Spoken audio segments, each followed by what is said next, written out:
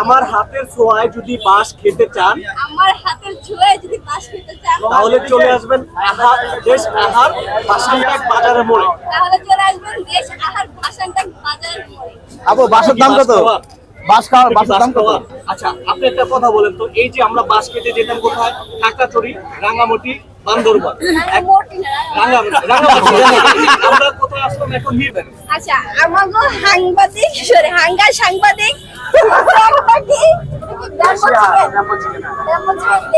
যারা যারা খেতে চাও চলে আসবা ভাসানটেক বাজার। ভাসানটেক বাজার।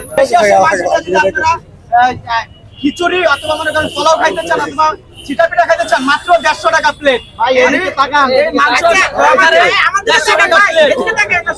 আর একবারে সর্বনিম্ন জায়গায় 50 টাকা।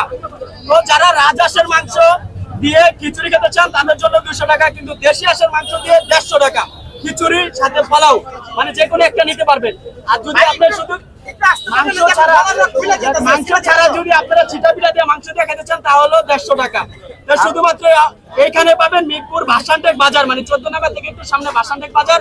যদি আকির হাতের ব্যাম্বো বাঁশের ছোঁয়া খেতে চান তাহলে সবাই আসতে পারবেন। আকি বলে দাও। এই বাঁশটা আঁকি আপু হাতে দেন।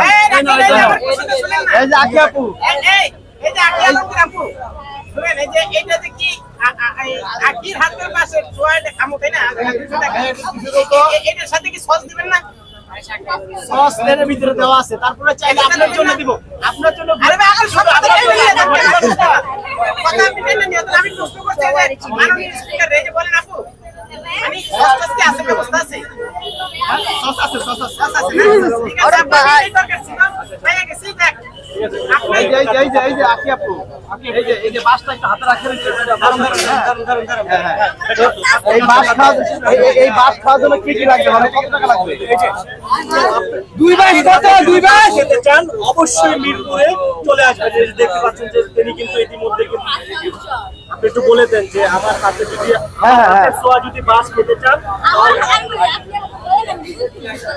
আমার হাতের ছোঁয়ায় যদি বাঁশ খেতে চান, আমার হাতের ছোঁয়ায় যদি বাঁশ খেতে চান, তাহলে চলে আসবেন দেশ আহার ভাসানটাক বাজারের মোড়ে। তাহলে চলে আসবেন দেশ আহার ভাসানটাক বাজারের মোড়ে। আপু বাঁশের দাম কত? বাঁশের দাম কত? এটা আপনি খেতে চান অবশ্যই আসতে পারবেন। আচ্ছা, আপনি একটা কথা বলেন তো, এই যে আমরা বাঁশ খেতে যেতাম কোথায়? খাগড়াছড়ি, রাঙ্গামাটি, বান্দরবান। আমরা কোথায় আসলাম এখন? মিরপুরে। কেমন লাগছে? অনেক ভালো লাগছে। আপু জোরে, একটু জোরে বলেন। আমি জোরে বলতে পারবো না। হ্যাঁ, এই যে মিরপুরে সবাই আসবেন, সবাইকে আপনি কিভাবে করতে পারবেন? আচ্ছা আবার যে মিরপুরে সবাই আসবেন, হাতের ছোঁয়া বাঁশ খেতে আসবেন। ইভেন আমার নিজের হাতের ছোঁয়ায় কিন্তু ভিতরে ঢুকিয়েছি। এভাবে বলেন, নিজের হাতে দিয়ে তুমি যে মাংসগুলো ঢুকাইছো, যে চিকেন গুলো, সেটা বলো। কি বলবো আমি? বলো নিজের হাতে ব্যাম্বো চিকেনের ভিতরে চিকেন ঢুকাইছি। নিজের হাতে চিকেনের ভিতর চিকেন আচ্ছা পাইলাম।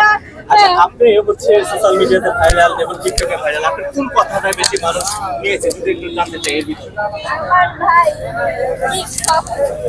টিকটক একটু জোরে, একটু জোরে।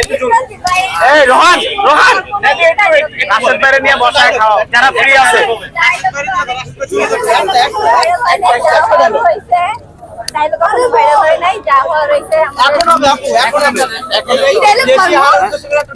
দেশি আর উদ্দেশ্যে একটা ডায়লগ।